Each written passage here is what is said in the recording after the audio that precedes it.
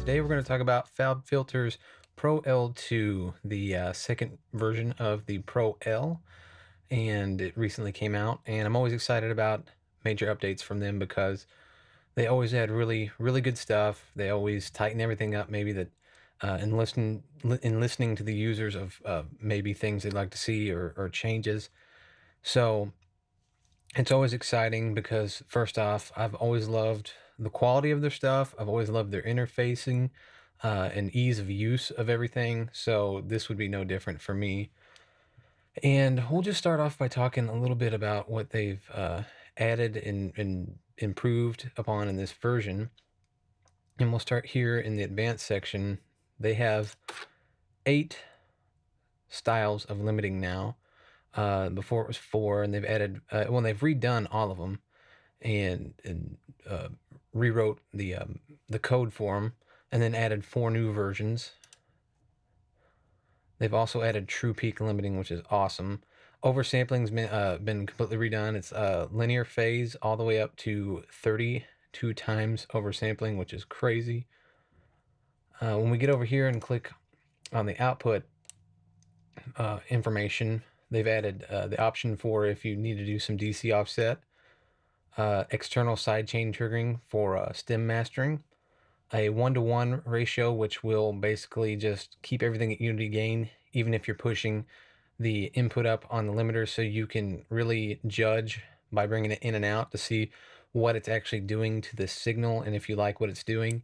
And then here you have an audition, which is basically just like a delta that lets you hear the difference between the input and output, so you hear exactly what it's limiting only and nothing else. It's a very useful function. Some other stuff they have added that you'll see here on this little button. It has different display times now as it scrolls, and it can go all the way up to infinite, so you can see the whole session of the histogram of what's going on with the levels, RMS levels, the peak reduction, all of that. So that's really cool.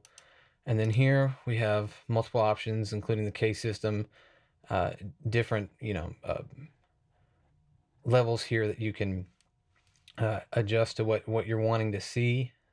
And then right here they've added a loudness section, which keeps everything up to date on the broadcast specs. And you have short-term, momentary, and integrated. So if you're doing a broadcast type stuff and you need to adhere to your broadcast standard where you're at, this has got you covered now. I don't think they redid anything to the dither. It's still the same, but it's a high quality dither.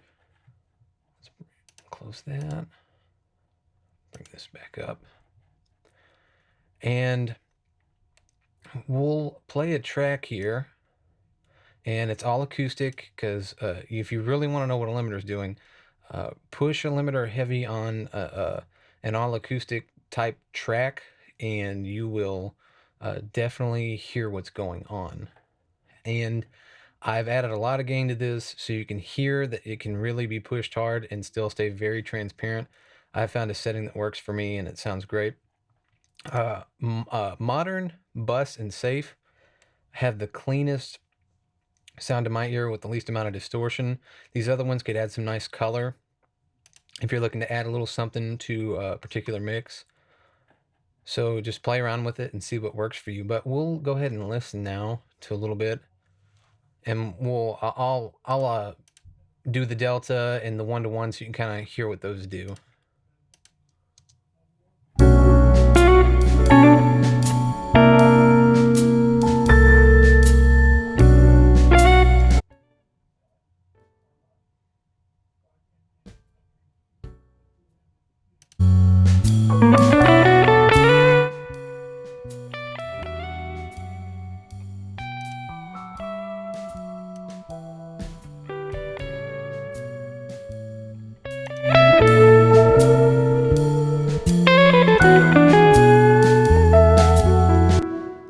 As you can hear, they have as you see, they have updated some of the real-time graphics too, where certain high peaks within whatever time frame you're using will show where the heaviest peaks are and what those peak reductions were.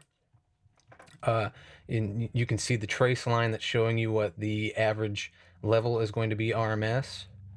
Um, as you can hear, it sounds really good because I'm pushing that pretty hard. I would never push something like this that hot, but if for whatever reason you had to, it's very transparent and it was easy to dial in some settings, and it just sounded wonderful.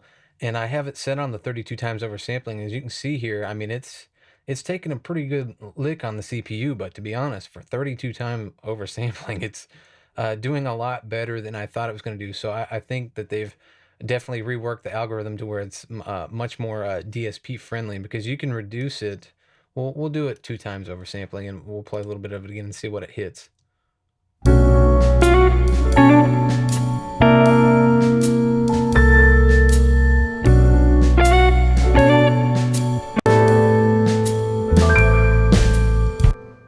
Yeah, it cut it well in half from what it was, just dropping it to 2. So yeah, I mean, we'll do another pass, and I will even I'll do the 1-to-1, and we'll push even harder, and you can hear um, how much it really takes to get it to start breaking up, and really hearing a noticeable choke uh, on on the source material.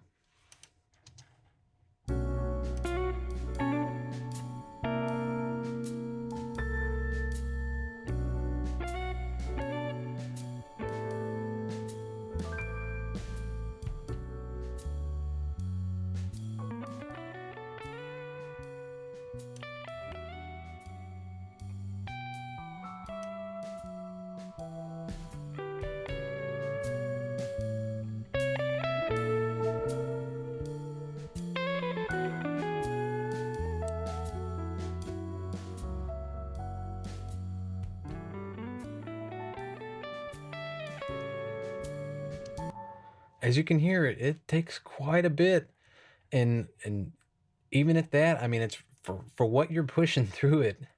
Most limiters that I've used, you start pushing that kind of reduction, it is a distorted mess. The top end is just fizzy. The bottom end disappears and gets just really hairy.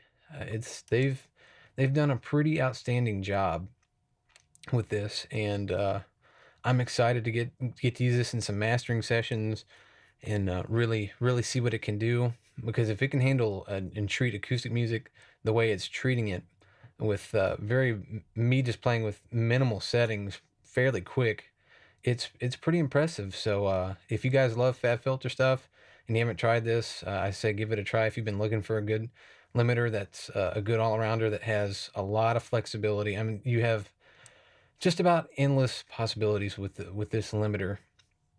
I highly suggest trying it out. And again, as always, guys, let me know what you think of it if you're using it.